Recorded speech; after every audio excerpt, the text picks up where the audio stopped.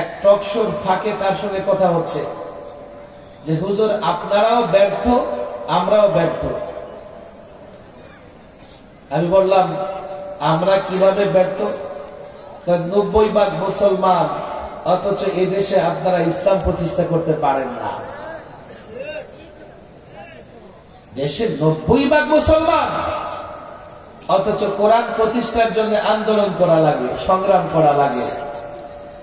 90% মুসলমানের দেশে টুপি দাড়ি রাখলে জঙ্গি গালি খাওয়া লাগে। কত কথা, ব্যথাও অনেক। এই অন্তরটা ব্যথায় ব্যথায় ক্ষত বিক্ষত হয়ে গেছে। গত 16 বৎসরে সবচাইতে বেশি টর্চার, জুলুম সহ্য করেছে ওলামায়ে কেরাম। আমি একটা ক্ষুদ্র মানুষ, আমিও 3-3 বার সরকারি মেহমান ছিলাম। সর্বশেষ 21, 22, 23-এর একটা অংশ ইচ্ছের মতো তারা মেহমানদারি করছে। চ্যানেলটি সাবস্ক্রাইব করে আমাদের সঙ্গেই থাকুন।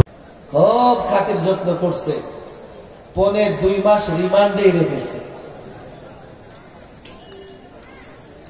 আমি এখনো রিমান্ডের দিনগুলোর কথা বলতে পারি না।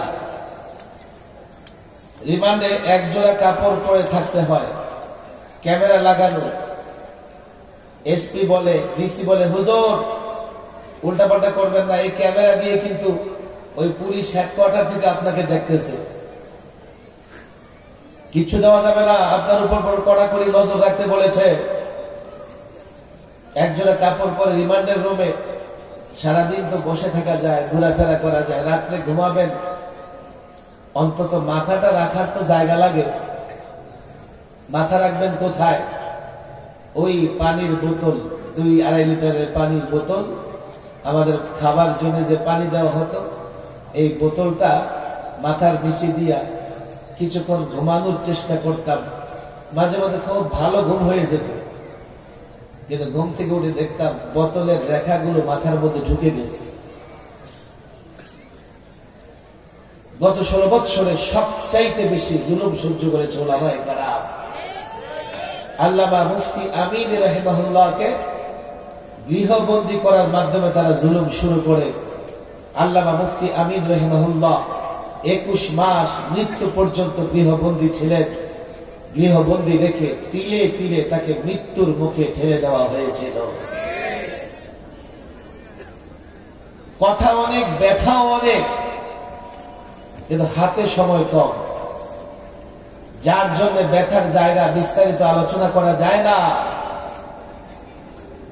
16 বৎসরে এতটা ষড়যন্ত্র হয়েছে টুপিদারিওয়ালাদের বিরুদ্ধে। হঠাৎ একদিন পত্রিকা ইশতেহার, বিজ্ঞাপন। কি বিজ্ঞাপন? জঙ্গিবাদের আলামত।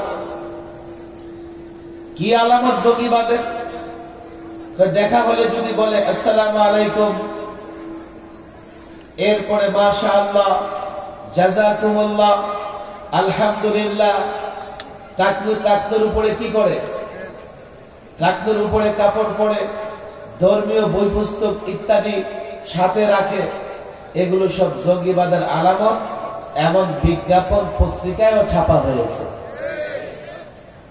আর আমার কলেজ, ইউনিভার্সিটির ছেলেরা আমাদের কাছে এসে চোখের পানি ছেড়ে দিয়েছে, হুজুর দাড়ি রাখি, নামাজের সময় এই তো ক্যাম্পাসের মসজিদে গিয়ে নামাজ পড়ি, বন্ধু বান্ধব কত কটূক্তি করে, কত কটূক্তি করে। সমস্ত কটূক্তি বরদাস্ত করে দাড়ি রেখেছি। এখন তো ভয় লাগতেছে, দাড়ি রাখা নাকি জঙ্গিবাদের আলামত।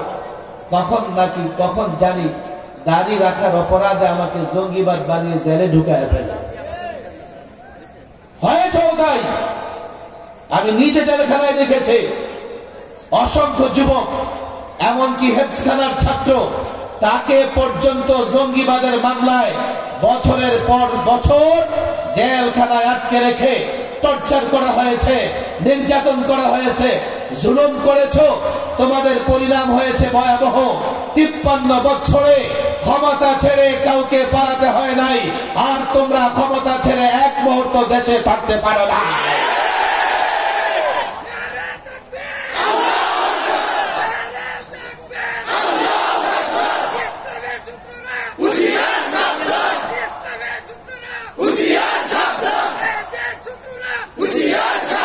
আমরা প্রতিহিংসায় বিশ্বাসী নই, আমরা প্রতিশোধে বিশ্বাসী নই, কিন্তু যেমন কর্ম তেমন ফল,